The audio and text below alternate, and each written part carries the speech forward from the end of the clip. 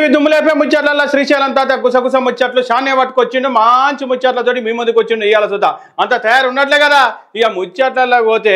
అదే నువ్వులా మన CM Revanth Reddy sir ఏం చెప్తుందంటే ఇక ముందస్తు వానలతోటి కొంచెం రైతన్నలు ఆగమైనా కూడా మేము అట్లే ఆగం కాకుండానే వాళ్ళకి అన్ని విధాలు ఆదుకుంటున్నాం ఈ సోషల్ మీడియా అనే తప్పుడు ప్రచారాలు చేసి ఆగమాగం చేస్తుంది రైతన్నలను ఆగం చేస్తుంది అని సోషల్ మీడియా మీద గరం అయ్యిండు రేవంత్ రెడ్డి సారు మరి సారు మరి గిడ కనబడేది ఏందని చాలా మంది అయితే అనుకుంటున్నారు మరి ఒకసారి ఆ ఏడ ఏమైంది మరి ముందస్తు వానలతోటి రైతన్నలు ఘోరంగా నష్టపోయారన్న ముచ్చట అందరు తెలవాలని సోషల్ మీడియాలో చూపెట్టిందేమో దాంట్లో సోషల్ మీడియాలో ఉత్తుత్తి వార్తలు రాస్తుందని సార్లు ఏమో గరం అవుతున్నారు మరి ఇది నిజమా కాదా చూసేద్దాం మరి చూసిరు కదా సార్లు మీరు చెప్పింది కాదు ఇక్కడ కనబడేది ఏంది అగో చెరువు అయింది ఐకేపీస్ అంటారు మరి గిట్ల వాళ్ళు ఉత్తుత్తగానే ఎందుకు రాస్తారు సార్ వార్తలు ఆడ ఉన్నది ఉన్నట్టు కనబడతాటే రాస్తారు ఉత్తుత్తగా రాజనికి వాళ్ళకి ఏమైనా పని లేదా ఎట్లా రైతన్నలకి ఇట్లా ఆగం చేయడానికి గట్ట రాస్తారా అరే చూసినవా అకాల వర్షానికి మొత్తం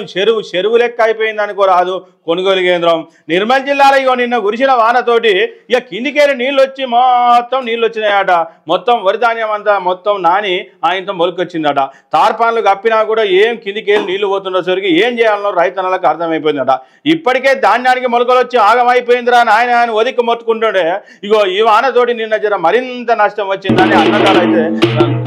అన్నదాతలు అయితే లాభోదివో అంటారు అనుకోరాదు అదే ఎంతో పవిత్రమైన యాదగిరిగుట్ట దేవస్థానానికి చాలా మంది విరాళాలు ఇస్తుంటారు భక్తులు వచ్చి మరి ఎందుకంటే దేవుని మీద నమ్మకం నరసింహస్వామి సత్యంగాల దేవుడు అని చాలా మంది నమ్మకం అనుకోరాదు ఏది ఏమైనా గుట్ట మీద చేసే పనుల్లో మరి చాలా మంది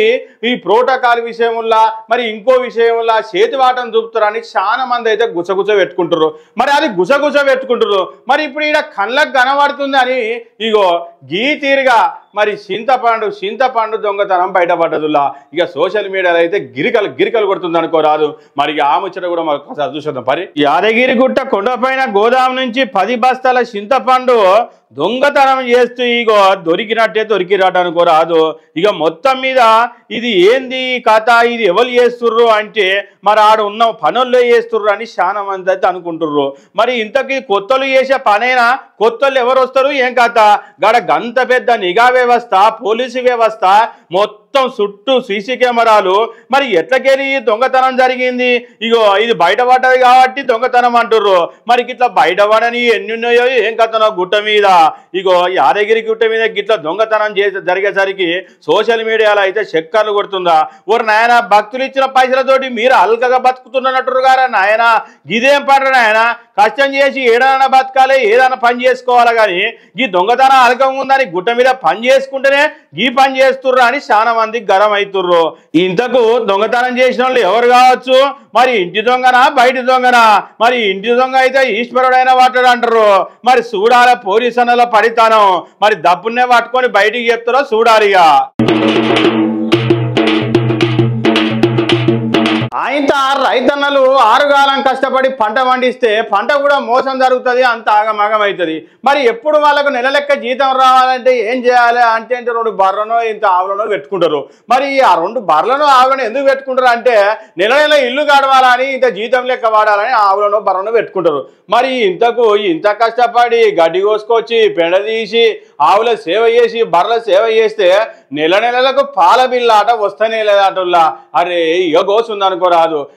రైతులకు పాల బిల్లు రాకపోతే చాలా కష్టం ఉంటుంది అని చెప్పి రైతన్నలు ఆగ్రహం కోపం మీద వచ్చి ఇగో మదర్ డైరీకి తాళం వేసారు అనుకోరాదు ఇక మరి ఏడ తాళం వేసారు ఏం కథ దాన్ని చూసేద్దాం మరి రైతన్నలు 6 కాలం కష్టపడేది ఎందుకంటే 4 ఏళ్ళు లోపడుకోనికే చాలా కష్టపడుతుంటారు మరి వాళ్ళ ఆకలి తీర్చుకునేగాక మన జనాలందరూ ఆకలి తీర్చేది ఎవరంటే రైతన్నలే పొద్దుగాల లేవగానే లోటడి ఛాయ్ కావాలంటే రైతన్న కష్టం ఉండాల్సిందే మళ్ళల్లా వాళ్ళు పాలు విండి పొద్దుగాలనే లేచి పాలు సంటరా తీసుకొచ్చి మన అందరికి వస్తే మన అందరం నిమ్మలంగా హాయిగా ఛాయ్ పొట్టు తాగుతుంటాం మరి ఈ రైతన్నలకే నెల పాల బిల్లులు ఇస్తలేరాట ఇగో యాదాద్రి భువనగిరి జిల్లా గత 3 నెలల నుంచి రైతన్నలకు పాల బిల్లు వస్తలేదని మోత్కూరు మదర్ డైరీ పాల కేంద్రానికి తాళం వేసి గిట్ల నిరసన తెలిపారు రైతన్నలు ఓ అన్నలు తాళం వేసేది గీన కాదు మదర్ డైరీ చైర్మన్ ఇంటికాడ తాళం వేసి నిరసన చేయరు అని చాలా మంది అనుకుంటుర్రు ఆయనకి కేంద్రానికి తాళం వేస్తే ఎవరు వస్తారు ఏం కథ మీరు వేయాల్సింది గాడు ఉందని చాలా మంది అయితే గుసగుస పెట్టుకుంటుర్రు నిన్న మొన్నటిదాకా మన కవితక్క ఏం చెప్పింది ఎయిర్పోర్ట్లో వచ్చి ఇగో బీఆర్ఎస్ పార్టీల దయ్యాలు తిరుగుతున్నాయి అని చెప్పి ఇగో మొత్తం చెప్పకనే మొత్తం గుట్టు రట్టంతా ఇంటి గట్టు రట్టు అంతా మొత్తం బయట పెట్టింది. మరి ఇంతకు మరి అక్కకు ఎందుకు కోపం వచ్చింది కవితక్కకు? మరి ఏ తీరుగా కోపం వస్తే కానీ గింత కడుపులున్న కక్కసంతా బయటికి కక్కంది. మరి దాని విషయం ఏంది? అసలు కవితక్క బీఆర్ఎస్ పార్టీలో ఈవిడేనా? ఇంత షర్మిల లెక్క మరి షెర్లు గుట్టలు పట్టుకొని తిరిగేనా? దాని కథ ఏందో మొత్తం ఒక్కసారి అరుచుకుందాం పరిగా. చూసినావా కవితక్క ఏం చేసింది? మొన్న ఆయనకు లెటర్ రాసింది. ఆ లెటరు బయటికి ఒకేసరికి ఇగో మొత్తం మీద బీఆర్ఎస్ పార్టీలో దయ్యాలున్నారు, నాయన దేవుడు మిగతా వాళ్ళంతా దయ్యాలని ఇగో గీ తీరుగా చెప్పింది. మరి ఇంతకు ఎందుకు కోపం వచ్చింది? ఏం కథ? మరి అన్న బావ వీళ్ళంతా వేరే పార్టీ పెట్టి నీకు చూస్తుర్రా ఎట్లా? లేకపోతే ఏకచక్రాధిపతి లెక్క కేటీఆర్ ఒక్కడే చక్రం తిప్పాలి, వీళ్ళందరిని బయటకు కొట్టాలి, వీళ్ళని దూరం పెట్టాలని గిట్లా లోపట ఏమైనా పంచాయతీ పెట్టుకుర్రా పామోదులు కూర్చొని? ఏది ఏమైనా కూడా కవితక్కకు జరంత కోపం వచ్చినట్టే తెలుస్తుందిలా. ఇంత కాంగ్రెస్ పార్టీలో చేరనీకి శత ప్రయత్నాలు అయితే చేస్తుందట. మరి ఎవరినో మధ్యవర్తి పెట్టుకొని మరి ఇంతకు కాంగ్రెస్ పార్టీ వాళ్ళు ఏమైనా తీసుకుంటారా? ఆయనతో కాంగ్రెస్ పార్టీలు తీసుకుంటే ఇగో